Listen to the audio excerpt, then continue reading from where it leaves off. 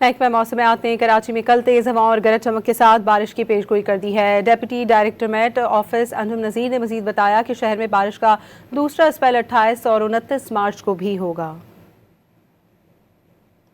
مغربی ہواؤں کا سلسلہ گزشتہ روز سے ملک کو متاثر کر رہا ہے، جس کے تحت گزشتہ روز کوئٹہ اور بلوچستان کے اکثر علاقوں میں اچھی بارش ریکارڈ کی گئی۔ تاہم کراچی کے لیے اس بات کے امکانات ہیں کہ آنے والے روز یعنی 26 تاریخ کو کراچی کے کچھ علاقوں میں جو ہے وہ وقفے وقفے سے بارش ہو سکتی ہے، جس کی انٹینسٹی لائٹ سے ماڈریٹ ہی ہے۔ تاہم اس دوران جو ہے وہ تیز ہوائیں اور گرج چمک ضرور ہو سکتی ہے۔ ایک اور سلسلہ جو ہے بارش کا اسپیل کراچی کے لیے 28 اور 29 تاریخ کو متوقع ہے، جس میں ماڈریٹ لیول کی بارش ہو سکتی ہے۔ اس دوران جو ہے اچھی بارش کے امکانات ہیں اور اس میں تیز ہواؤں کے ساتھ گرج چمک اور چند مقامات پر ژالہ باری بھی ہو سکتی ہے۔ مغربی ہواؤں کا سلسلہ گزشتہ روز سے ملک کو متاثر کر رہا ہے، جس کے تحت گزشتہ روز کوئٹہ اور بلوچستان کے اکثر علاقوں میں اچھی بارش ریکارڈ کی گئی۔